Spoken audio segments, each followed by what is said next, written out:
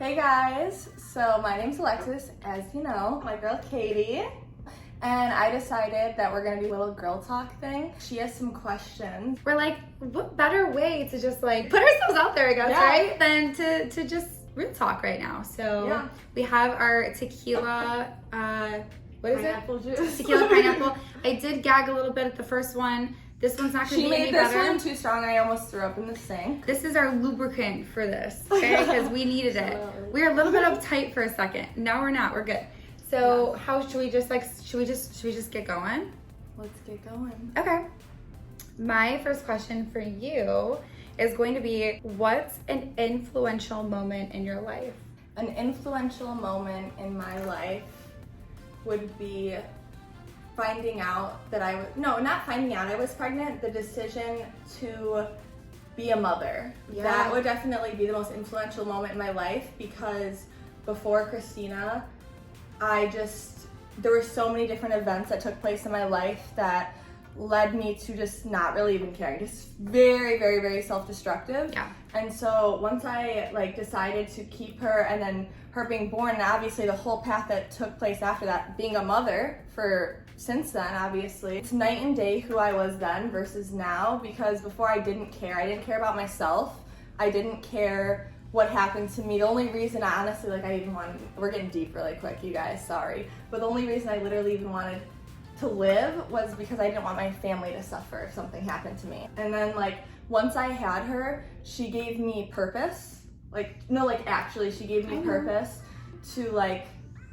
to constantly become a better version of myself. She gave me purpose to get up every day. Yeah.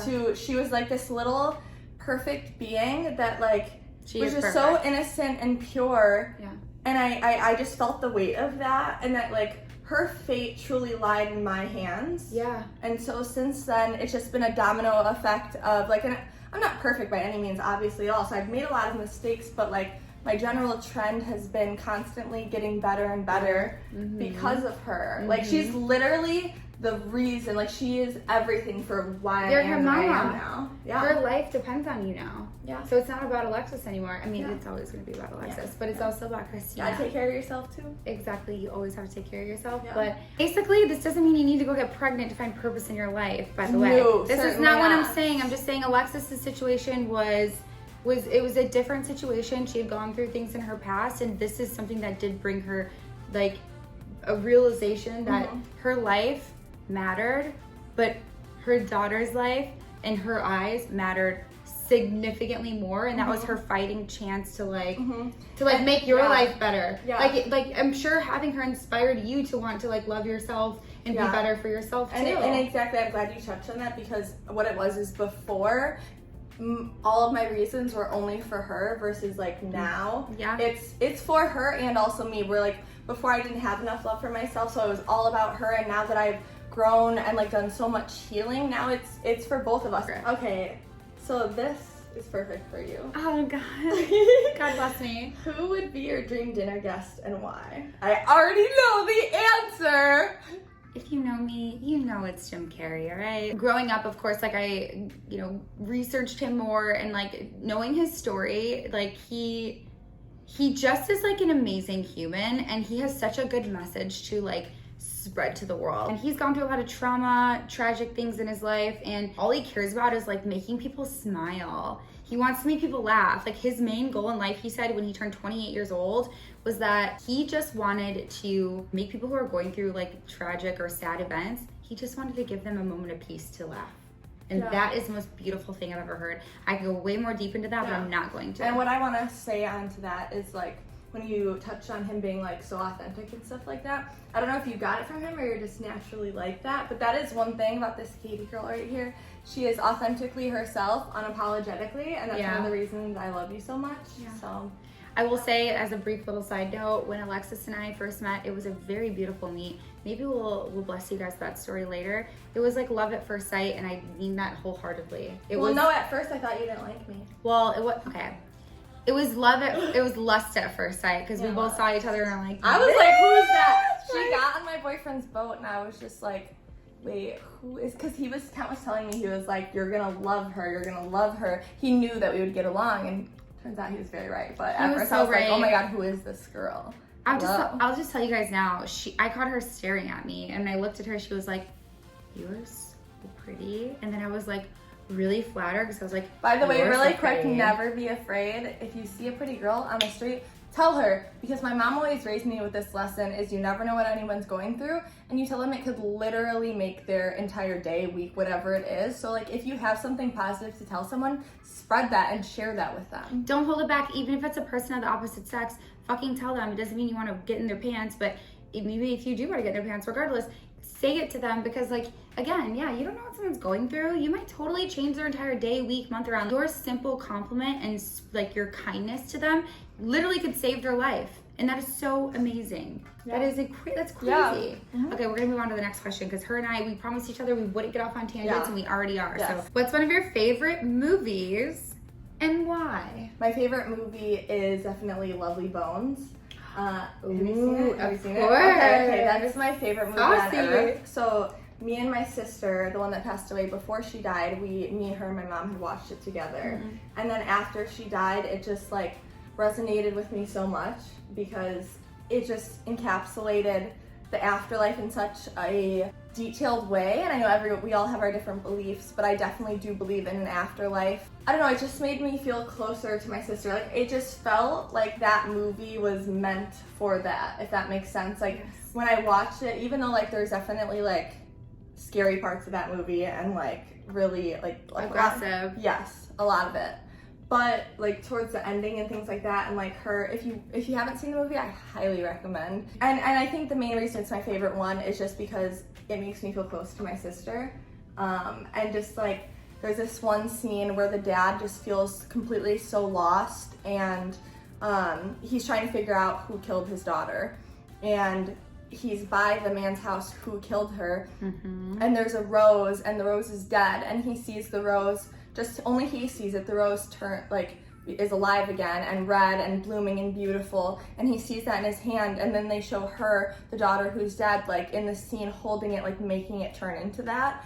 And for me, that just hits home so much, because my sister showed us so many signs that she's here, and there's things that like, if you weren't there, you wouldn't get it. Yeah. You wouldn't get how clear it is. And it's just like literally the most amazing gift I could ever get, to know that my sister is here and still with me. And I know she truly is my guardian angel now. And like, for those of you who, if you've lost someone close to you, and obviously like, you know, we all have different beliefs, but if you're open to it, I feel like that's when we receive signs from the people that we have lost or that have passed on. If you're open to those kind of things, the more you'll receive it, because it's never going to be a concrete thing. But for example, my dad, he never believed in afterlife. He was like he didn't believe in any of it. And him and my mom were home alone, and they both heard recently after my sister died, somebody say Linda, and it was a girl's voice, and it sounded like my sister. My mom told me about it, and I was like, well, that's weird. Why didn't she call you mom? Why did she call you Linda? Yeah. And then the next day, or maybe a few days later, I don't remember what it was, nobody was home but the two of them again. And she said, Mom. Like, she was like proving to me, like, she's like, I heard you talk shit about me calling you Linda, so let me just call you Mom and make you happy. Exactly. It was a crucial part for me, knowing that she's still around. And as I'd said in other videos, my sister was a heroin addict, so it was hard when she was alive. It was a lot of roller coasters, and when she was sober, she's my best friend, and I loved being around her. Yeah. And so now, though, I have a guardian angel who is there with me every step of the way, and I truly know that, and that's the healing part of it, is I know this isn't permanent right now, this life. Let's move on. We got it. Tell an interesting story that no one knows about you. Okay. Some people knows about me if you're like close with me. Most people do not, because I was actually quite legally bound to not tell anybody. This girl reached out to me. She was basically trying to find people for this like show that was gonna be put on HBO, and she was like, you'd be so good for this, like, please do it. And I was like, single at the time, it was a dating show, and I was like, yeah, fuck yeah, let's go, baby. But I was also really nervous about like having like every ounce of me recorded and put somewhere, because I can't control what that fucking looks like dear God. So anyway, I still did it, because I was like, I want to put myself out there, I want to be uncomfortable. So I went through the whole process. I got through like several interviews on that show. I got asked to be flown out to LA, and I had to do an on-screen interview. And this shit was bizarre, because they literally put me in this room before I got on camera, and they just tried to load me up with alcohol. They tried to get me drunk before this, and that like gave me such a real look into what reality TV is like. And I'm sitting there and I'm like, I was already nervous. I was like, maybe drinking a few drinks will help me. So I had like 4 glasses of wine, and Lord knows if you know me, that's good. That's enough. And so they're like, okay, we're ready for you. They push me into this very small room. There's cameras at me everywhere. They're hooking up mics everywhere. And it's like, if you watch a reality TV show, you know when they talk by themselves, like a confessional, that's like what the vibe was like. And they're asking me all these questions, and I'll be honest with you, I barely remember anything that they asked me because I was drunk, but they wanted that. They wanted you vulnerable so that you would potentially maybe make a fool of yourself. I feel like is also for reality TV shows. Like, like they make profit off of people doing that. And right before I started it, they go, by the way, you are being recorded not only on video, but you're being live recorded, and the entire cast of the HBO team is in the other room watching you. I'm like, perfect. That's the one. No, it was fucking terrifying. I got a call literally like 3 weeks later that I made the show while I was at this guy's house that I was seeing. He didn't even know I was doing the show. Like, we weren't dating or anything. Like, I didn't owe him shit. But like, it was really awkward because I'm like wanting to be really excited. They're like, Katie, you got on the show. Like, we were flying out to Europe in 2 weeks. Premise was lining you up with like your potential perfect person. So basically what ended up happening was 1 week before I was supposed to leave for this, I've already told my work. I've already bought lots and lots of outfits for the show. But long story short, 1 week before I'm about to be on flight to Europe, I already have my ticket booked. They call me and they say, I'm really sorry, but unfortunately we're gonna have to move on to the next couple. You're not gonna be coming on the show anymore. And I was like, what? I was so upset. I was devastated. And it was because my partner that they paired me with, his background check came back bad, like he had something on it, and they wanted the show to be authentic, and they didn't want to just match me with a random person, so they moved on to the next couple that they picked. So long story short, I got casted on a reality TV show, and then I got kicked off 1 week before I was supposed to leave. Yeah, it was fun. Bye. Okay, we're gonna move on to the next question here. I'm going to do, okay, I like this. 5 likes and 5 dislikes, Alexis. Things I like. Authentic people. Pasta. I love pasta. I love my carbs. So does Christina, her daughter. Yes. I love going out and dancing. So it's not about the going out, it's the dancing part. I just feel so free, and like, I'm not doing it for anybody else. It's just like, I go to like another universe, and it's amazing. She really does. I've seen it happen several times. I like being in water. Okay. Not like a pool. I like being in natural, like the ocean, Michigan. The lake, whatever it is. I don't know why. It just aligns me. Like, that's why like we'd be on my boyfriend's boat, and I'd literally like go on an inner tube and just be out by myself. It does something. I'd be like, hey girl, like literally I'd be out in the distance like, hey guys, and they'd be like, come on, like, I'm chilling, I'm having a great time. And 5, another thing that I like is keeping my circle small and just like loving the fuck out of everyone in that circle, because I don't know, I love being able to have like the depth of relationships that I do with the people that I have in such like high quality. I'm a firm believer in quality over quantity. Yes. Love that. 5 dislikes, go. 5 dislikes. A dislike would be, I'm actually happy that the part I struggle with is dislikes. That's so cute. She's so cute. Why does she do that? Because I actually like, no, this sounds like I'm faking it, but I actually like try not to really, not try, I just don't really think that much about the things I don't like. How about I move on to my likes, and I'll say my likes, and you can think about your dislikes. Okay. So don't be too intrigued by what I say that you can't think for yourself, but also listen to me a little bit, because you know I need the attention. Okay, my 5 likes. Lana Del Rey's Everything. Pickles, obsessed with pickles. Europe, I'm literally the most, I don't even need to go there. If you've been there, you get it. Revolve is my favorite store, and Bricks. Okay, that's it. Okay.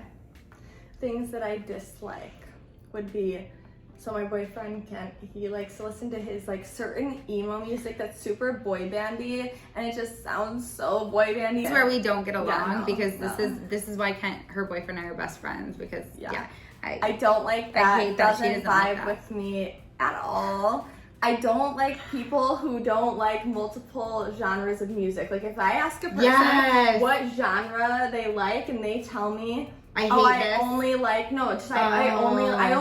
I only really listen to rap. To me, I'm just immediately like, okay, so you don't have any depth, okay? Like how can you? Because for me, it's like music is my everything. Like and it depends on my mood, what I'm feeling. If I'm depressed, if I'm sad, if I'm happy, if I like all these things. Like it's everything. It does that exactly. Okay. So that's number 2.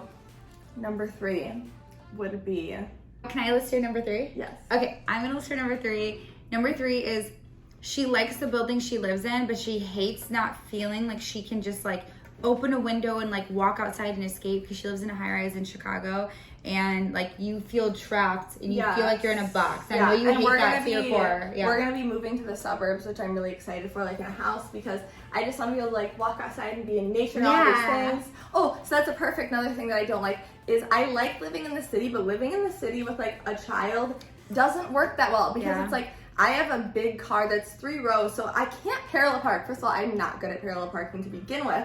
And then, so it doesn't work, and it's like I can't take an Uber because she has a big car seat. So living in this city with a child, I feel like for me at least does not work, and I don't like it. Yeah. 5 would be... Can I try to name another one? Yeah. I literally know this bitch like the back of my hand. Her 5th one would be too much social interaction for too many days in a row. Yeah. She loves her alone time, and she loves to be social too, but she needs the gap between. Yeah. And it's perfect that you brought that up because when I was younger, I literally never wanted to be alone. You didn't know me then. I literally needed to go every second because being by myself was terrifying. Whereas now, and it shows how much I've grown, and I'm actually very, very proud of myself with this because it's just such night and day of where I was versus now. Like now, like you said, I love being with people, but when I'm done, I'm done. I could take like 2 nights of it, and then I need to be alone. I need to recharge. Yeah. And guess what? Now it's peaceful in my mind. Yeah. Like it's peaceful. I like who she is up here. I like it. I like who she is too. Yeah. You're my baby girl. Yeah. Okay, so my 5 dislikes. I feel like I'm more of a mean person than Alexis is. So not even mean. I just have like, she knows me. I'm more of like a opinionated. Like Alexis is opinionated, but she's also like really happy and open-minded all the time. I'm also happy, open-minded. I definitely have my dislikes though. Yeah. My dislikes are cannot stand Nicolas Cage. Literally would. No, I don't want to kill the guy. I want him to live his best happy life, but I don't want him to be anywhere near me or in my visuals ever. He creeps me out for some reason.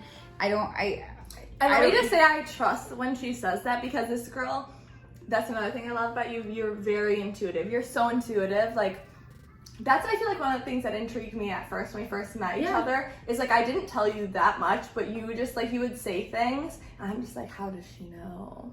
By the way, we're both Virgos. Our birthdays are not that far apart. Yeah. Like, we truly, like, her and I have this very weird bond that I'm so fucking thankful for. I've been home for a few weeks, and I literally told her that I felt like my heart was finally full when we finally reunited. Like, I miss her so much. It's gross. Okay, I'm going to continue because I'm going to go off on another tangent like I said we wouldn't do. So Nicolas Cage can't stand.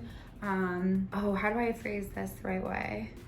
People who have zero self-awareness. I wish I could phrase that better, but like people who are so out of touch with themselves that the way they behave in public space and environments and in conversations, like it's so cringy to watch them talk. What else do I hate? I hate inauthentic people as well. Like people who are either not confident enough to be who they are or just like don't like who they are. So instead of actually like trying to change and embrace their parts of them, they just like completely just like go along with the story. Like, you know that they're like going along with whatever you say just to like make you like happy in the moment, and then they're gonna turn around and it'll be like a different story. Like that shit freaks me out big time. And here's the thing with that, it's like it's okay if you are that way.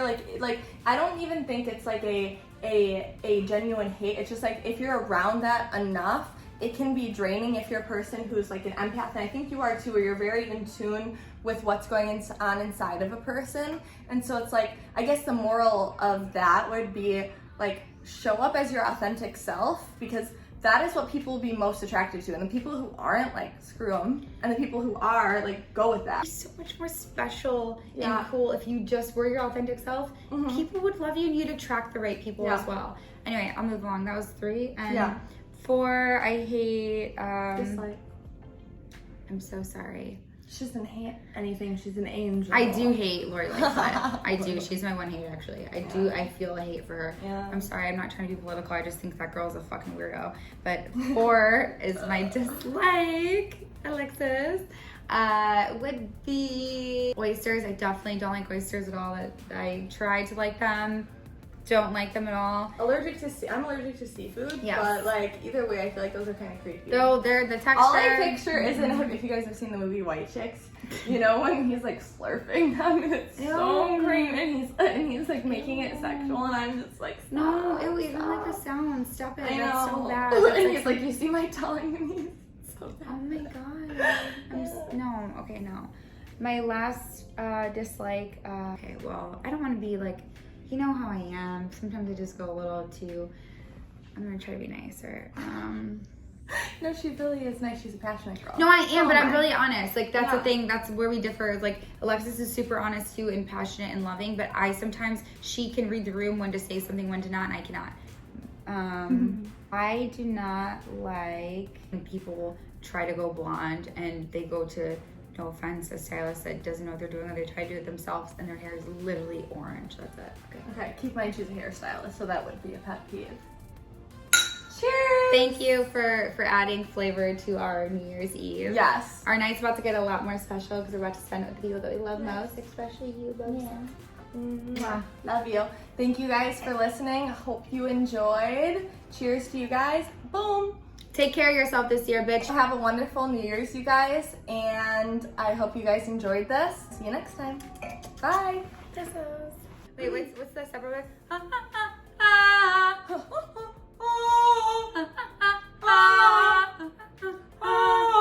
You guys know that it seems to me, remind me of childhood memories.